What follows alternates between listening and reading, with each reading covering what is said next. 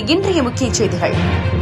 ஊத்தங்கரை அடுத்த பனைமரத்துப்பட்டியில் ரூபாய் 1,55,00,000 மதிப்பீட்டில் சமுதாய கூடத்தை தமிழக முதல்வர் வீடியோ காணொலி மூலம் திறந்து வைத்தார். அதனைத் தொடர்ந்து பர்கூர் சட்டமன்ற உறுப்பினர் குத்துவிளக்கேற்றி வரவேற்பு. கிருஷ்ணகிரி மாவட்டம் ஊத்தங்கரை அடுத்த கீழ்குப்பம் ஊராட்சி உள்ளது. இந்த ஊராட்சியில் 10க்கும் மேற்பட்ட குக்கிராமங்களில் சுமார் 2000க்கும் மேற்பட்ட பொதுமக்கள் வசித்து வருகின்றனர்.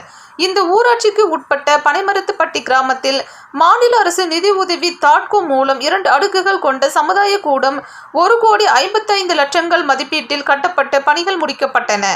இந்த முடிவற்ற பணிகளை இன்று தமிழக முதல்வர் மு.க. ஸ்டாலின் அவர்கள் தலைமைச் செயலகத்தில் இருந்து வீடியோ காணொலி காட்சி மூலம் திறந்து வைத்தார். அதனைத் தொடர்ந்து அதனை வரவேற்கும் பொருட்டு சமுதாய கூடத்தில் நடைபெற்ற விழாவில் பர்கூர் சட்டமன்ற உறுப்பினரும் கிருஷ்ணகிரி கிழக்கு மாவட்ட செயலாளருமான மதியழகன் அவர்கள் கலந்து கொண்டு ரிப்பன் வெட்டி துவக்கி வைத்தார்.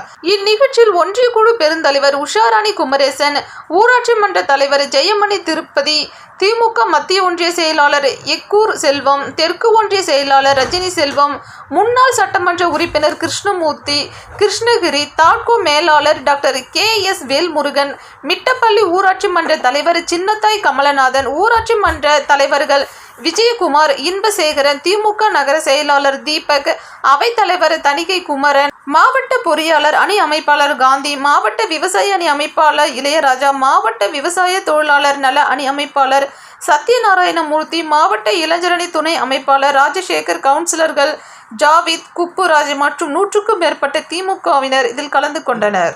மு. அருள், மாவட்ட செய்தியாளர், கிருஷ்ணகிரி.